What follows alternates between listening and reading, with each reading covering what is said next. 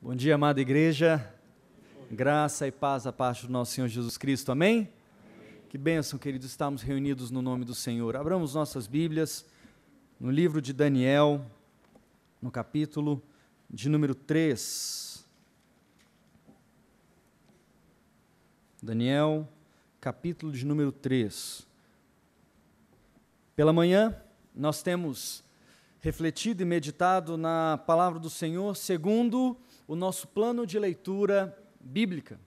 Então, durante todo o ano, estamos seguindo o nosso plano de leitura e temos tentado dar ênfase nos nossos cultos de quarta-feira, nossa reunião de oração e estudo bíblico, e também nos domingos pela manhã, queremos dar ênfase a esses textos que nós estamos lendo. E encerramos na quarta-feira o livro de Daniel. Na quarta-feira nós encerramos o livro de Daniel. Portanto, o meu objetivo, e você pode observar a nossa liturgia, tanto pela manhã quanto à noite, ela está sendo guiada por textos do livro de Daniel. E hoje, pela manhã, eu quero pensar sobre uma das histórias mais destacadas em todo o texto bíblico, em toda a Bíblia, no Antigo Testamento, sem sombra de dúvidas. Uma das histórias mais conhecidas, nós ensinamos às nossas crianças lá no Ministério da Infância. Nós ouvimos desde muito cedo aqueles que cresceram dentro da igreja, como é o meu caso, e sobretudo dentro de uma igreja presbiteriana, como é o meu caso, e um texto muito conhecido, e creio que tem verdades de Deus para as nossas vidas. Daniel, capítulo 3. A palavra do Senhor nos diz assim, a partir do verso 1. O rei Nabucodonosor fez uma imagem de ouro que tinha 60 côvados de altura e 6 de largura. Levantou-a no campo de Dura, na província da Babilônia. Então, o rei Nabucodonosor mandou ajuntar os sátrapas, os prefeitos, os governadores, os juízes, os tesoureiros, os magistrados, os conselheiros e todos os oficiais das províncias para que viessem à consagração da imagem que o rei Nabucodonosor tinha levantado. Então, se ajuntaram os sátrapas, os prefeitos, os governadores, os juízes, tesoureiros, magistrados, conselheiros e todos os oficiais das províncias para a consagração da imagem que o rei Nabucodonosor tinha levantado, e estavam em pé diante da imagem que Nabucodonosor tinha levantado. Nisto, o arauto apregoava em alta voz: ordena-se a vós outros, ó povos, nações e homens de todas as línguas, no momento em que ouvirdes o som da trombeta, do pífaro, da harpa, da cítara, do saltério, da gaita de foles e de toda sorte de música, vos prostrareis e adorareis a imagem de ouro que o rei Nabucodonosor levantou. Qualquer que se não prostrar e não a adorar, será no mesmo instante lançado na fornalha de fogo ardente. Feche seus olhos, vamos orar mais uma vez. Obrigado, Senhor, nós estamos reunidos no Teu nome, nos consagramos a Ti, ó Deus, já oramos, pedimos perdão pelos nossos pecados, nos apresentamos diante do Senhor, demos graças por tantas bênçãos que temos recebido, por meio do sacramento do batismo, testemunhamos a fé que temos em um Deus que salva, um Deus que transforma, um Deus que confirma a aliança dos pais aos filhos, e Deus, agora nós queremos ouvir a Tua palavra. Fala ao nosso coração, ó Deus, pelo poder do Teu Espírito Santo, ó Deus, destrava nossa mente e coração, para que a Tua palavra tenha lugar em nós, gerando transformação de vida. Aqueles que são Teus, sejamos todos edificados por ela para sermos melhores diante de Ti, te servirmos com excelência, ó Pai. Aqueles que ainda não se renderam aos Teus pés, tenham encontro contigo por meio da apresentação do Evangelho que está presente nessa palavra, pelo poder transformador, regenerador do Teu Espírito Santo. Seja assim para a glória do Teu santo nome. Aleluia. Amém. Amém. Queridos, quem eram esses homens de Deus que acabarão dentro dessa fornalha? O capítulo 1 de Daniel apresenta quatro jovens de Deus: Daniel, Ananias, Misael e Azarias. Lá, Daniel, capítulo 1, no verso de número 4, O texto diz que quando o povo é levado, olha lá no versículo 1, no ano terceiro do reinado de Joaquim, rei de Judá, veio Nabucodonosor, rei da Babilônia, a Jerusalém, e a sitiou.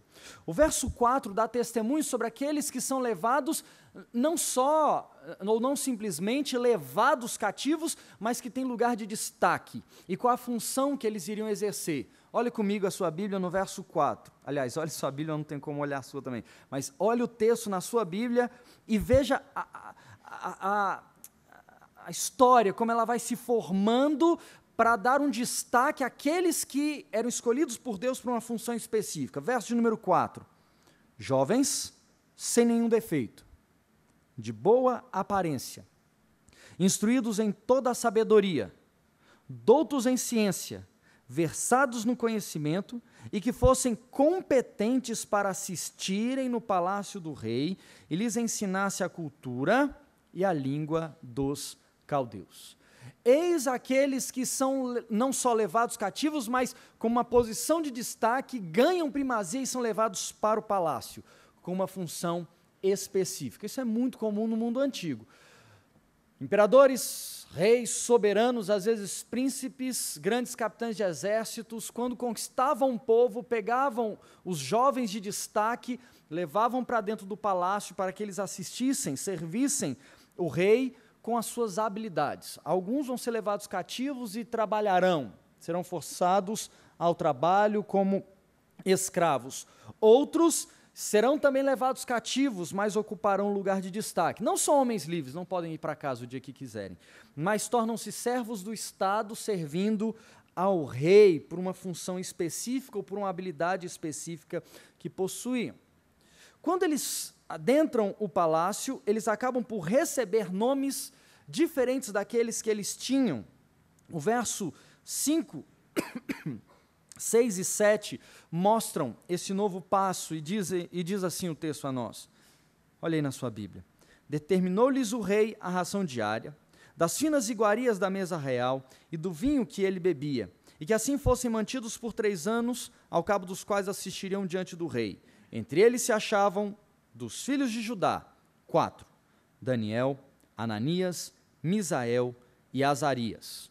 O chefe dos eunucos, que cuidava desses jovens a serviço do rei, lhes pôs outros nomes, a saber, Daniel, Beltesazar, Ananias, Sadraque, a Misael, o de Mesaque, e a Azarias, o de Abednego. Então, eles têm nomes que representam Deus, mas aí seria uma outra pregação, seja pela terminação El ou Yah, El, Deus, Yah, Yavé, mas cada um deles com seus nomes próprios em Judá, representavam a divindade, o poder de Deus, a manifestação de Deus ou o testemunho de Deus. Tem seus nomes trocados como veneração aos deuses babilônicos, por isso os nomes mudados. Essa primeira parte seria uma outra pregação, então de forma muito resumida, eles têm os seus nomes mudados, estão em uma terra estrangeira, têm primazia, mas não são homens livres, estão cativos, estão sendo envolvidos por uma cultura babilônica e estão em resistência, estão resistindo a essas investidas. E a conclusão do capítulo 1, que você pode ler depois em casa, ou trazer à memória se você conhece bem essa história, ou se você leu conosco no plano de leitura, eles resolveram firmemente não se contaminarem com as finas iguarias do rei. Não se contaminar com as finas iguarias do rei também não significa fazer greve de fome, significava para eles não se envolver com o modelo, com o molde, com a forma da Babilônia, dessa nação estrangeira, dessa nação que não servia ao seu Deus. Tiveram uma firme resolução em seus corações. Verso de número 8, resolveu Daniel firmemente não contaminar-se com as finas iguarias do rei, nem com o vinho que ele bebia, então pediu ao chefe dos eunucos que lhe permitisse não contaminar-se. Só que essa não é a atitude só de Daniel, porque pelo texto, e a continuação do texto, nós sabemos que também os seus amigos não se contaminaram e entraram diante de Deus em um firme propósito. Resultado, receberam conhecimento e inteligência vinda da parte do próprio Deus, verso de número 18. Ora, a estes 4 jovens, os 4 que fizeram um propósito e não apenas Daniel, Deus deu o conhecimento e a inteligência em toda cultura e sabedoria, mas a Daniel deu inteligência de todas as visões e sonhos. Queridos, são esses homens que nós temos no texto. No capítulo 2, nós temos uma cena própria de Daniel, interpretando o sonho de Nabucodonosor e revelando a ele, sem temor, o juízo de Deus que viria sobre a nação e sobre o próprio Nabucodonosor. Mas nós temos no capítulo 3, que nós lemos a primeira parte, o caso dos 3 amigos de Daniel, Ananias, Misael e Azarias.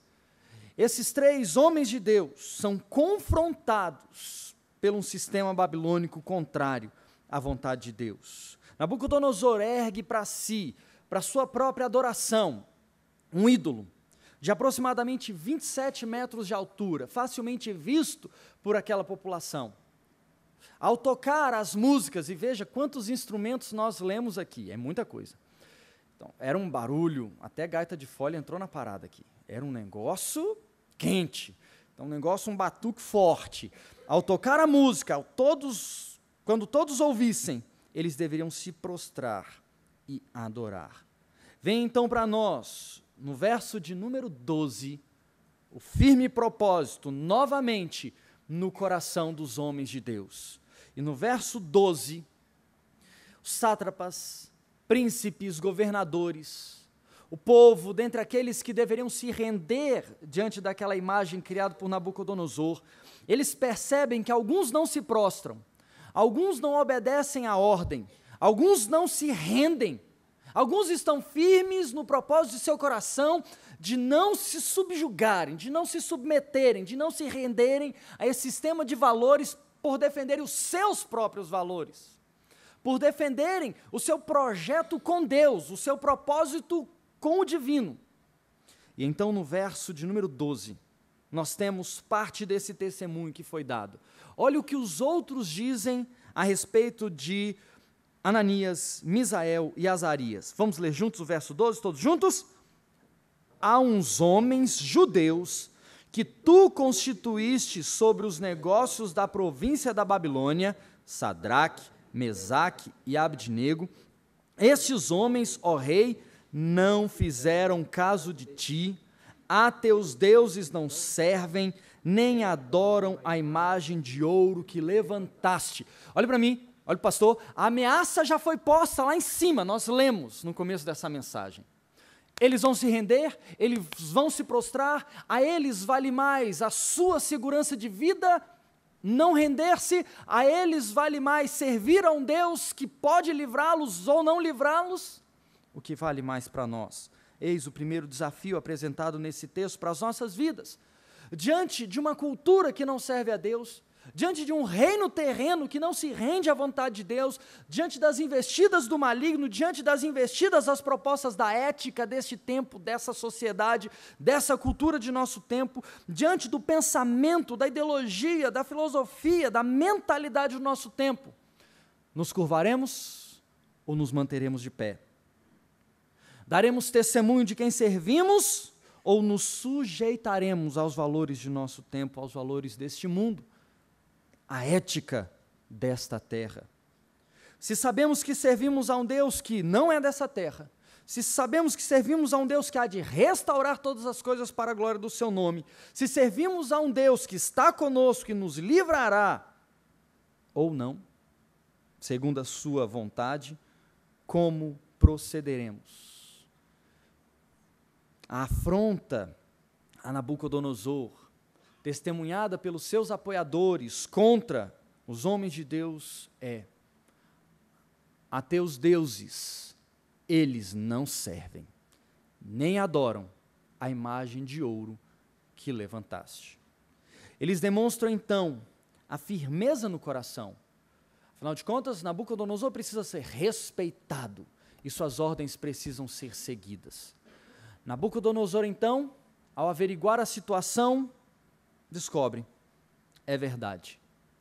Chama para junto de si Ananias, Misael e Azarias. Então, diz a eles no verso 14: é verdade? Por acaso é verdade que vocês não servem os meus deuses? Não adoram a imagem de ouro que eu levantei? Irmãos, de fato e de verdade, essa tentação você não vai sofrer. Essa não. Se a gente pensar num Deus de ouro, numa imagem de quase 30 metros de altura, essa tentação você não vai sofrer.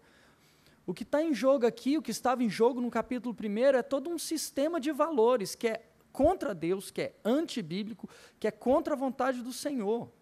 O que está em jogo na sua vida e na minha vida não é uma imagem de escultura. Não é. Porque se assim fosse, não é problema nosso. Quem está construindo a imagem? Onde é que está essa imagem? Isso não seria problema nosso. Mas sejamos fiéis a Deus, quando as propostas e valores que são inimigos da palavra de Deus nos cercam. E é aí que nós temos que testemunhar. É aí que nós temos que nos manter de pé. É aí que nós temos que manter a firmeza. Eles mantêm essa firmeza. E o verso 16, 17 e 18 mostram o belíssimo testemunho dado por Ananias, Misael e Azarias.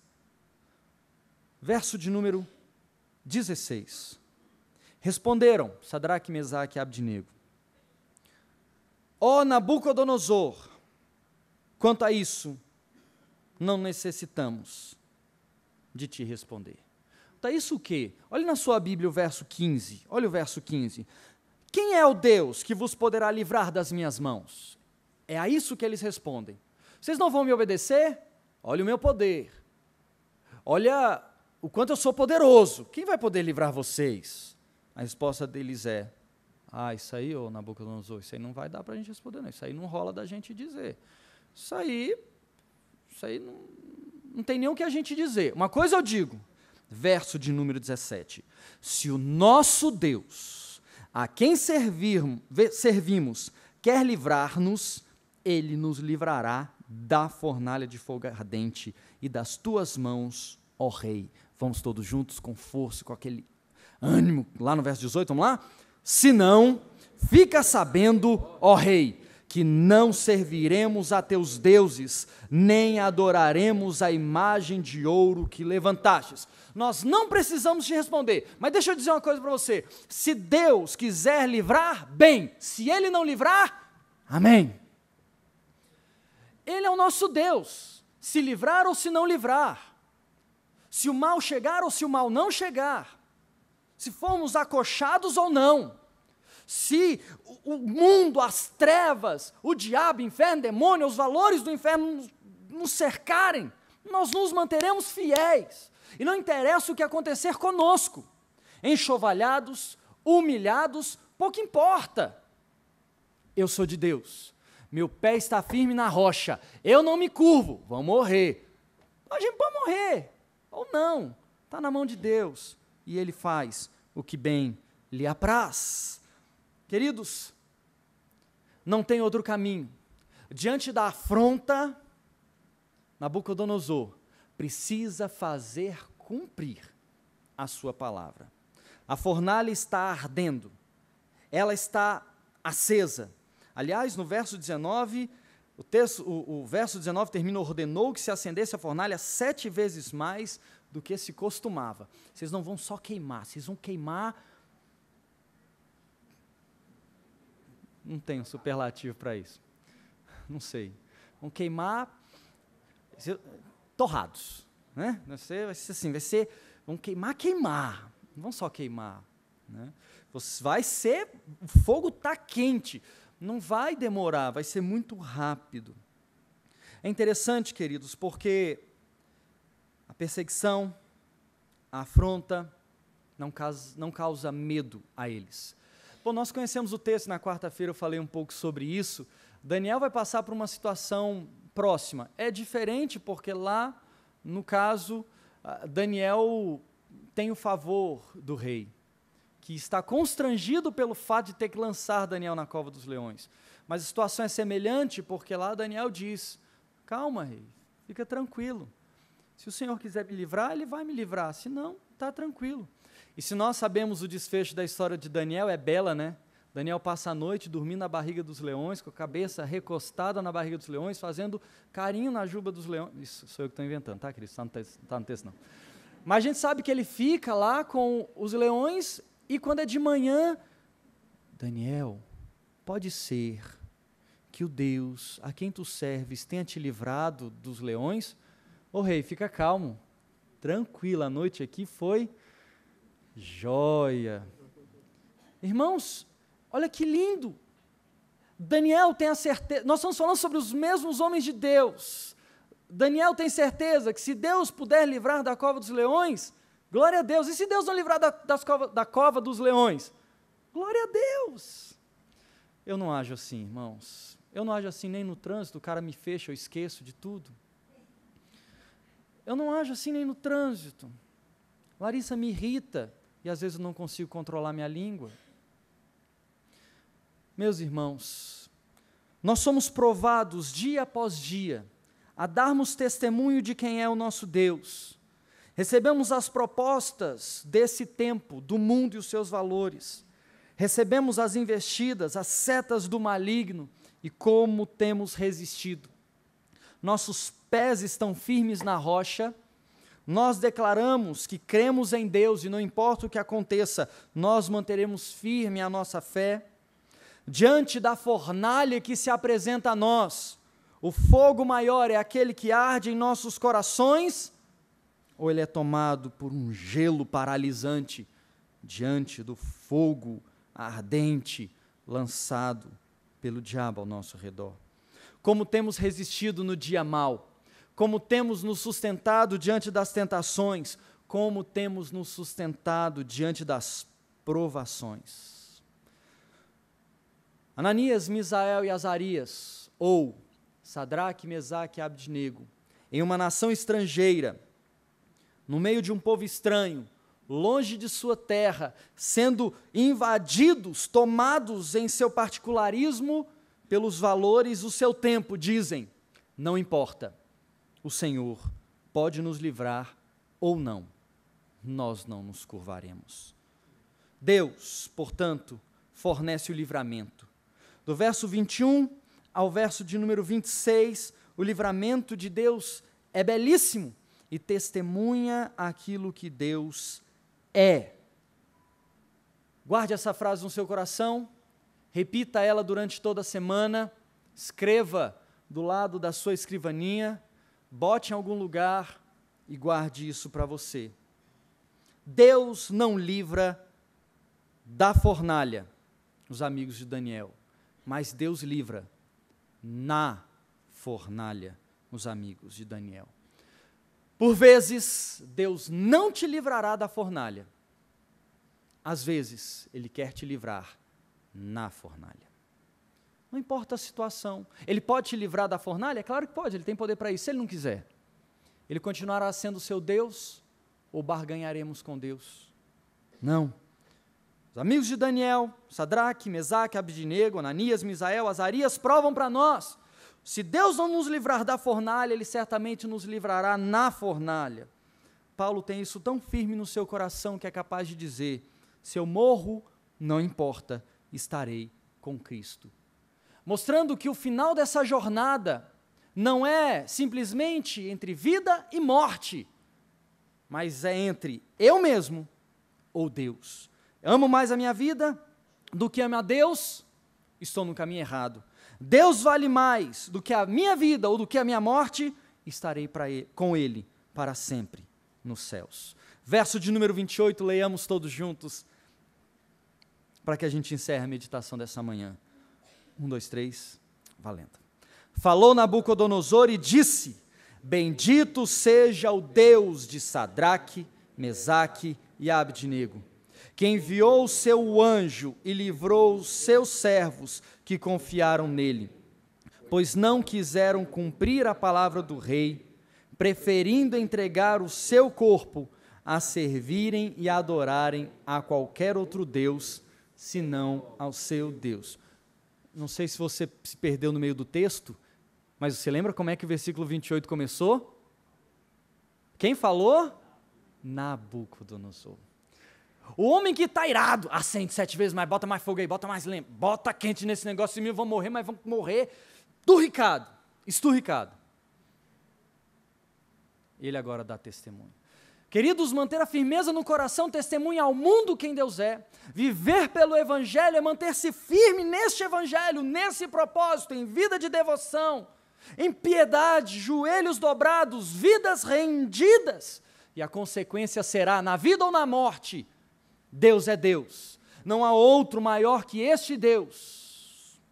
Quando mantemos firme o propósito no nosso coração, nós testemunhamos ao mundo, e até aos nossos algozes testemunhamos: o meu Deus é vivo, Ele anda comigo no meio da provação, Ele anda comigo mesmo dentro da fornalha. Hemos de concordar, queridos, pelo que o texto nos apresenta, que o testemunho de Nabucodonosor foi, porque nós não lemos todo o texto, eu olho para dentro da fornalha, vejo 3 homens andando, aliás, são 4. Gente, nós não lançamos 3 porque que tem 4 lá dentro. E por que ele brilha mais do que os outros? Porque ele se transformou numa tocha mais luminosa. Tem algo de diferente nesse negócio aí. Tem. Deus está com eles. Deus não os livrou da fornalha, mas está com eles no meio do fogo ardente. Assim é o nosso Deus. Mantenha firme o propósito no seu coração, pois essa palavra nos encoraja. Deus está com você em todo o tempo. Entregue a sua vida, mantenha firme o propósito do seu coração, confie no livramento que Ele pode dar, da fornalha ou na fornalha, isso testemunhará ao mundo que Deus é contigo. E por isso, nem morte, nem inferno, nem coisas do presente ou do porvir, nem poderes, nem altura, nem profundidade, nada poderá nos afastar do amor de Deus, demonstrado na cruz em Cristo Jesus, a marca, o selo da paixão do Pai por cada um de nós. Vamos orar mais uma vez. Obrigado, Senhor, Tu estás conosco em todo o tempo. O testemunho daqueles homens de Deus selam em nossa própria história. Entregamos a nossa vida ao Senhor, pertencemos a Ti, então o Senhor não nos abandonará jamais. Pelo poder do Teu Espírito Santo, ó Deus, se alguém aqui nessa manhã ainda não tem essa firmeza no coração, ainda não está firme com essa convicção em sua vida, de que Tu estás com ele, eu te peço, pelo poder do Teu Espírito Santo, meu Deus, salva, vai ao encontro dessa vida, transforma, modifica o coração, mente, causa uma transformação total, meu Deus, salva, para a glória do Teu santo nome. Aqueles que são Teus, meu Deus, para a glória do Teu nome, não nos deixe esmorecer, mantém firme o propósito no nosso coração, para que continuemos a testemunhar no mundo. O Senhor está conosco, o Senhor é o nosso Deus, na bonança ou em meio à provação, Tu estás conosco, caminhas conosco em meio à fornalha ardente, estás conosco, mesmo lançado na cova dos leões, ou mesmo se o mar quiser nos submergir, lá estará a Tua boa mão para nos erguer. Tu és o nosso Deus, nós queremos testemunhar ao mundo, o Senhor é Deus vivo e age em favor do Teu povo. Toda glória, honra e louvor sejam dados somente ao Teu santo nome. Por intermédio de Cristo Jesus, que nos resgatou para Ti mesmo, ó Deus. Amém.